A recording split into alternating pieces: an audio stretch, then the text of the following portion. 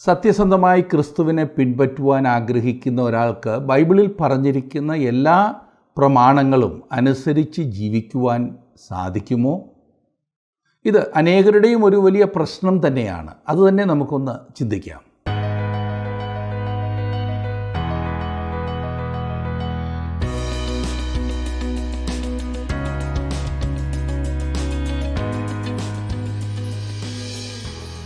ആത്മാർത്ഥമായി ദൈവവഴികളിൽ ജീവിക്കുവാൻ ആഗ്രഹിച്ച് ക്രിസ്തുവിന് വേണ്ടി ജീവിതം സമർപ്പിച്ച ഒരു സ്ത്രീ അവളുടെ സഭാ ശുശ്രൂഷകനോട് ചോദിച്ച ഒരു ചോദ്യം ഇപ്രകാരമായിരുന്നു: സാറേ, ഞാനൊരു ദൈവപൈതലായി ജീവിക്കുവാൻ തീരുമാനിച്ചിട്ട് അധികം നാളായില്ല.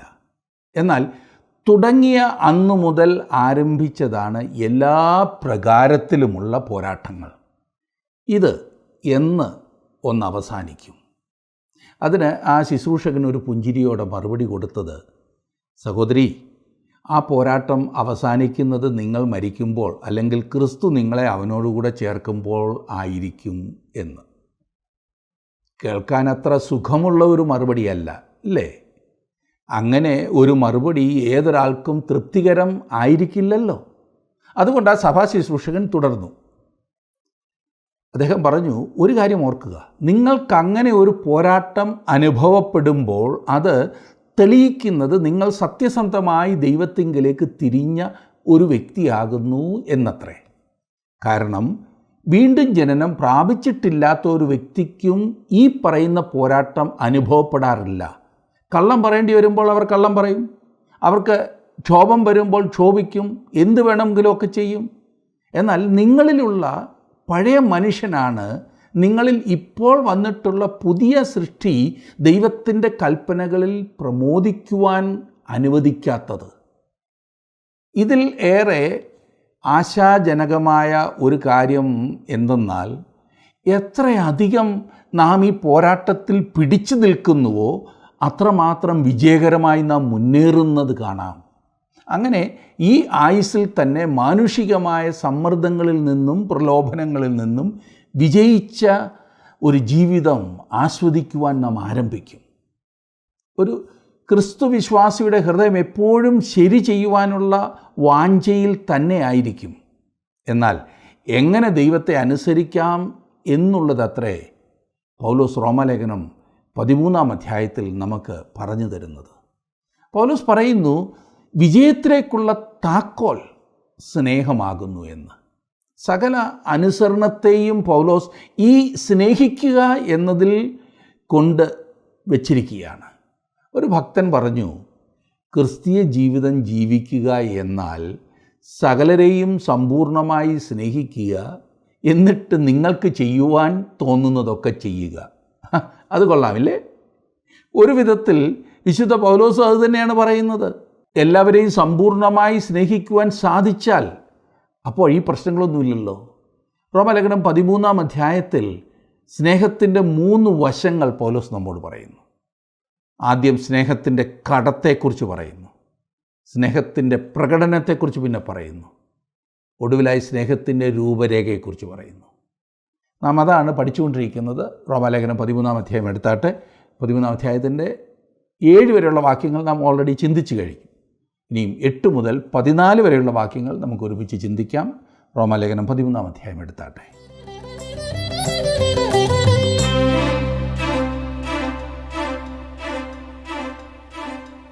ഇതുവരെ എന്നെ കരുതിയ നാഥ, ഇനി എനിക്കെന്നും തവ കൃപ മതിയാം.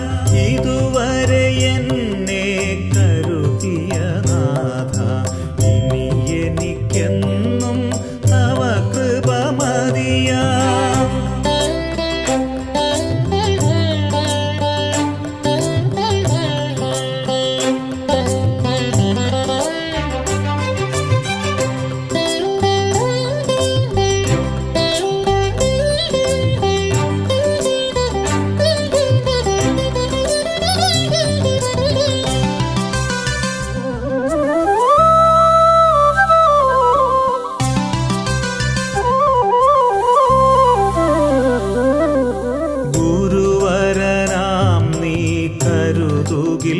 പിന്നെ കുറവൊരു ചെറുതും വരികില്ല പരനെ.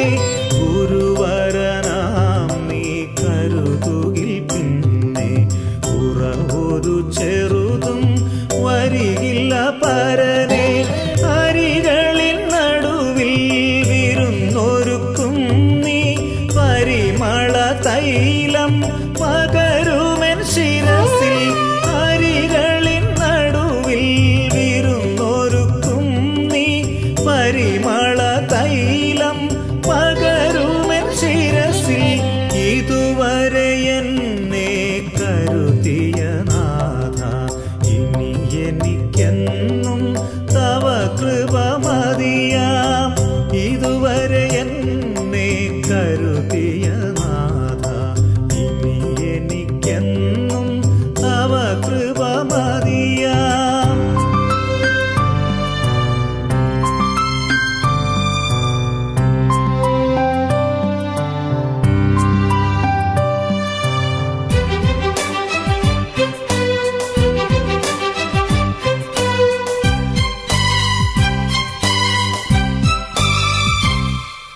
പരിചിതർ പലരും പരിഹസിച്ചെന്നാൽ പരിചിൽ നീ കൃപയാൽ പരിചരിച്ചെന്നെ.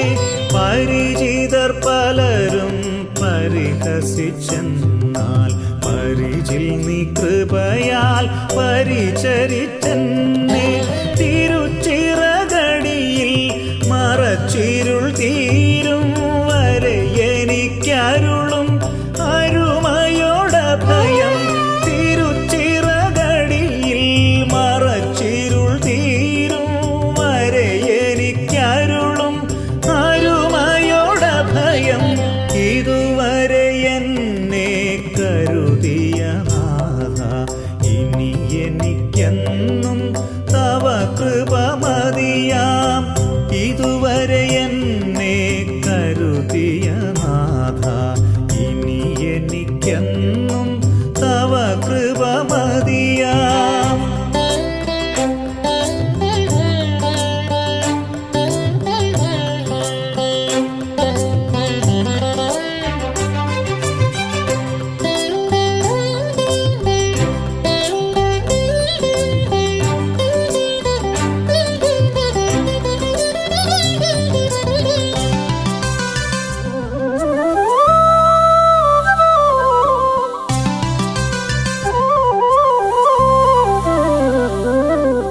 കരുണയിൻ കരത്തിൻ കരുതലില്ലാത്ത ഒരു നിമിഷവുമീ മരുവിലെനിക്ക്. കരുണയിൻ കരത്തിൻ കരുതലില്ലാത്ത ഒരു നിമിഷവുമീ മരുവിലെനിക്ക്.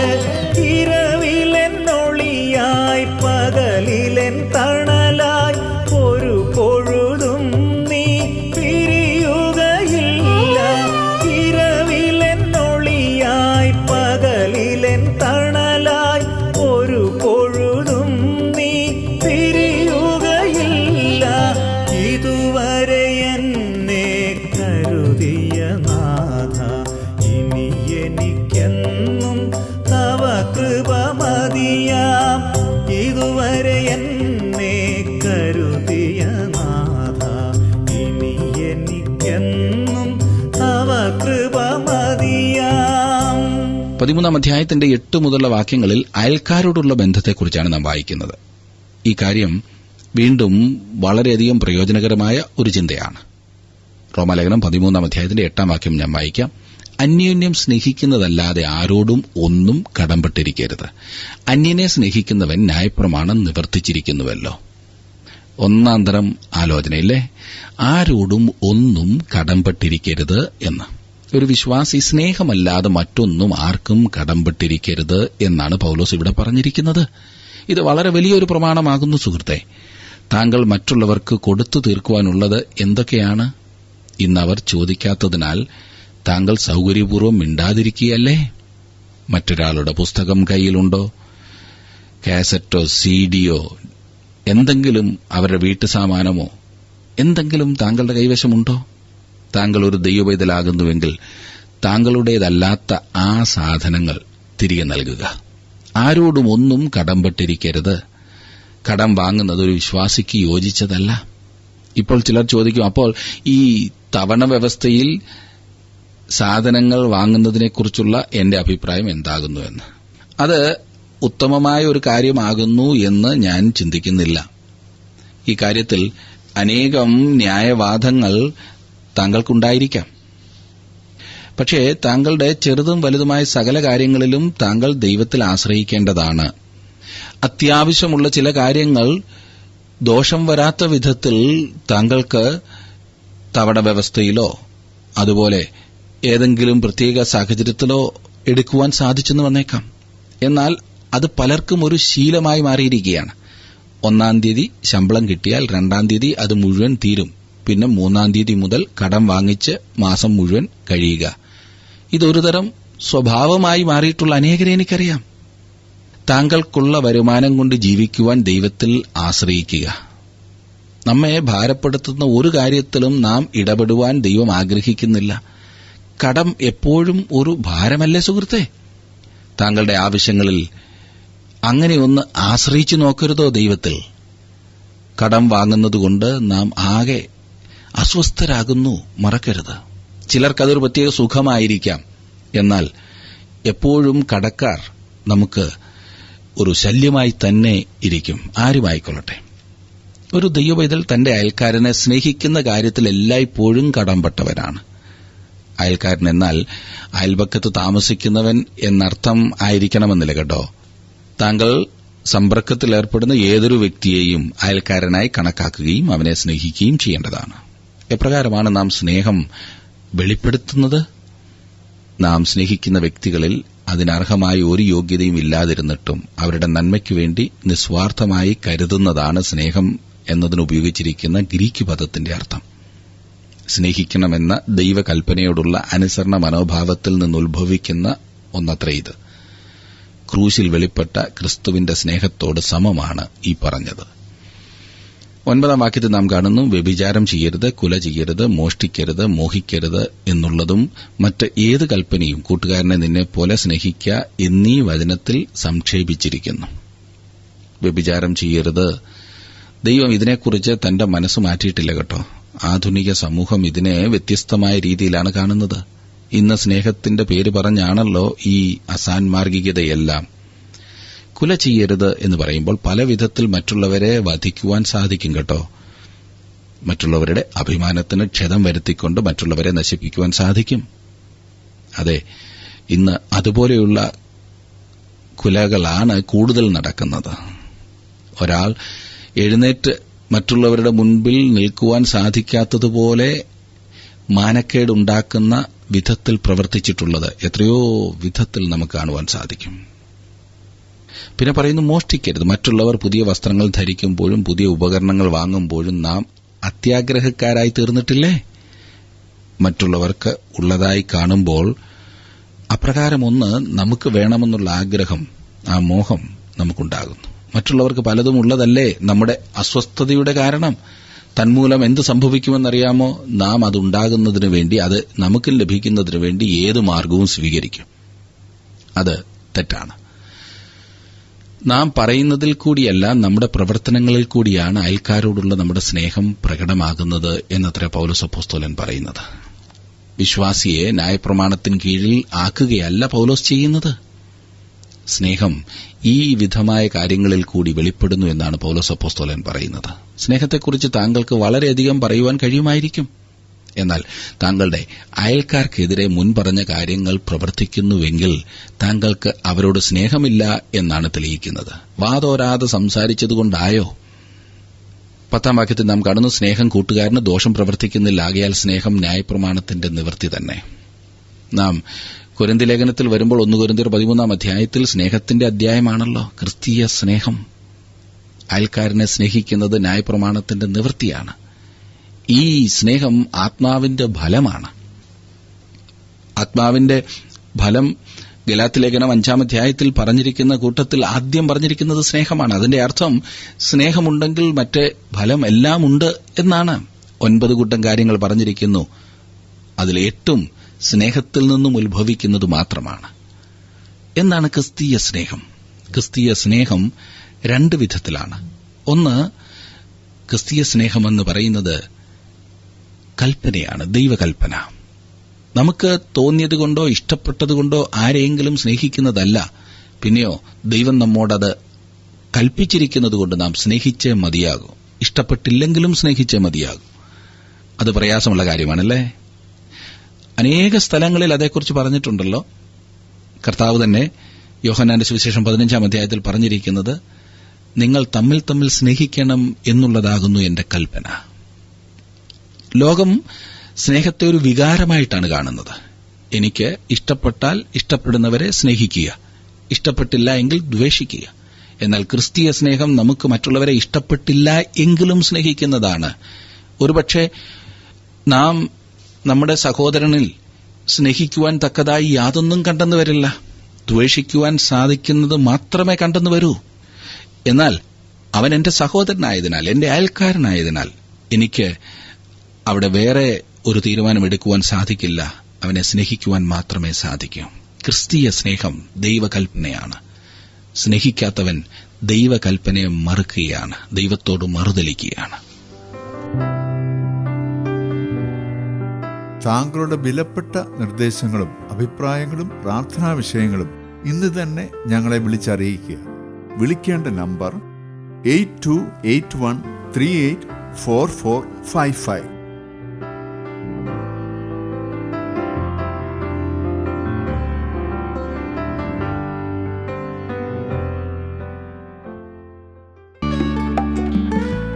ഇന്നത്തെ പ്രോഗ്രാം താങ്കൾക്ക് ഇഷ്ടപ്പെട്ടുവോ? എങ്കിൽ ഉടൻ തന്നെ ഞങ്ങൾക്കൊരു മിസ് കോൾ തരിക. അടുത്ത വിജയി ഒരുപക്ഷെ താങ്കളായിരിക്കാം.